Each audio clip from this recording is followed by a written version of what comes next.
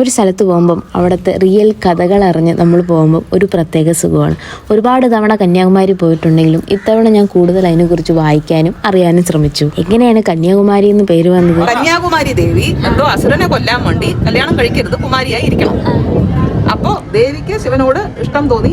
ഭഗവാനും കല്യാണം കഴിക്കാൻ തയ്യാറായിരുന്നു, ദേവിയും കല്യാണം കഴിക്കാൻ എല്ലാം തയ്യാറായി. കല്യാണ ദിവസം രാവിലെ ഇറങ്ങി പോന്നപ്പോ കോഴിയായിട്ട് എന്തോ ഇന്ദ്രനാണോ എന്തോ കറക്റ്റായിട്ട് എനിക്കറിയില്ല, ഇന്ദ്രനായ കോഴിയുടെ രൂപത്തിൽ എന്തോ പുലർച്ചെ അതിന്റെ മുന്നേ കൂവേ ശേഷം കൂവേ എന്തോ ചെയ്തു.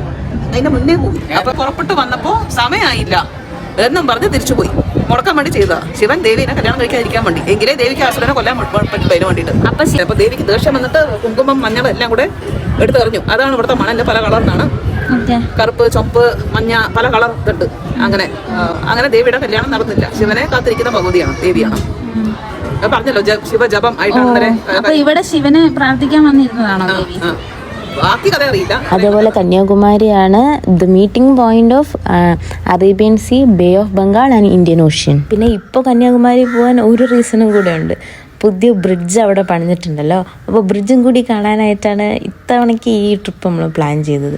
ആക്ച്വലി ബ്രിഡ്ജിൻ്റെ കൺസ്ട്രക്ഷൻ കഴിഞ്ഞു. ഗ്ലാസ് ബ്രിഡ്ജാണ്, താഴെക്കൂടി ഇങ്ങനെ വെള്ളം കാണാം നമുക്ക്. എന്നിട്ട് അവിടെ പോയിട്ട് അപ്പുറത്ത് കണക്ട് ചെയ്തിരിക്കുന്ന തിരുവല്ലൂരിൻ്റെ സ്റ്റാച്യൂവിലേക്കും നമുക്ക് പോകാൻ കഴിയും.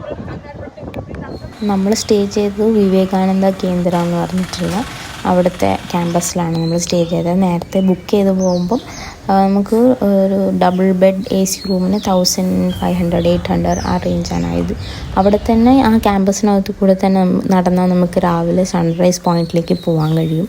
അതേപോലെ അവിടെ കുറേ ഷോർട്ട് ടേം യോഗ, മെഡിറ്റേഷൻ കോഴ്സസൊക്കെ ഉണ്ട്. All together it was A very nice trip. അവിടുത്തെ ആ സ്റ്റേയും കൂടെയാണ് ഈ ട്രിപ്പിനെ വളരെ കാം ആൻഡ് ബ്യൂട്ടിഫുൾ ആക്കിയത്. അവിടുത്തെ ക്യാൻറ്റീനിൽ തന്നെ നമുക്ക് വെജിറ്റേറിയൻ നല്ല ഫുഡും കിട്ടും. So thank you for watching. Do subscribe. Bye bye.